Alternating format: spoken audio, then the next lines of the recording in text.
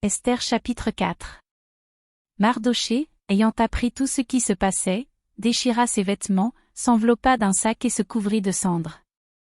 Puis il alla au milieu de la ville en poussant avec force des cris amers, et se rendit jusqu'à la porte du roi, dont l'entrée était interdite à toute personne revêtue d'un sac.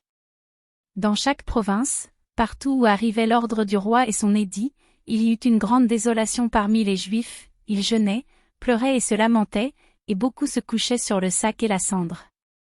Les servantes d'Esther et ses eunuques vinrent lui annoncer cela, et la reine fut très effrayée.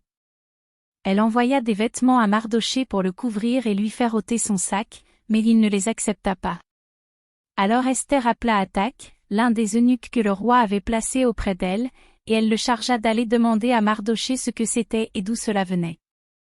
Hathach se rendit vers Mardochée sur la place de la ville, devant la porte du roi. Et Mardochée lui raconta tout ce qui lui était arrivé, et lui indiqua la somme d'argent qu'Aman avait promis de livrer au trésor du roi en retour du massacre des Juifs.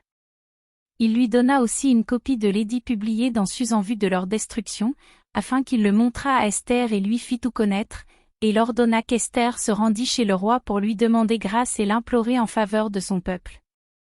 Hathach vint rapporter à Esther les paroles de Mardochée.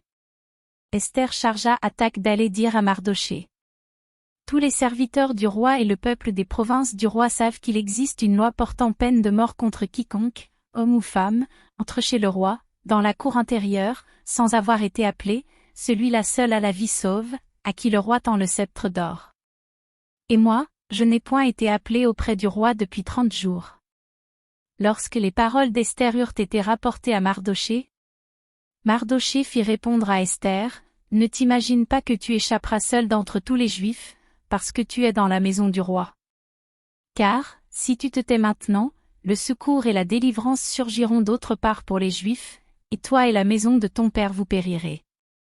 Et qui sait si ce n'est pas pour un temps comme celui-ci que tu es parvenu à la royauté ?» Esther envoya dire à Mardochée. « Va, rassemble tous les Juifs qui se trouvent à Suse, et jeûnez pour moi, sans manger ni boire pendant 3 jours, ni la nuit ni le jour. Moi aussi, je jeûnerai de même avec mes servantes, puis j'entrerai chez le roi, malgré la loi, et si je dois périr, je périrai. » Mardochée s'en alla, et fit tout ce qu'Esther lui avait ordonné.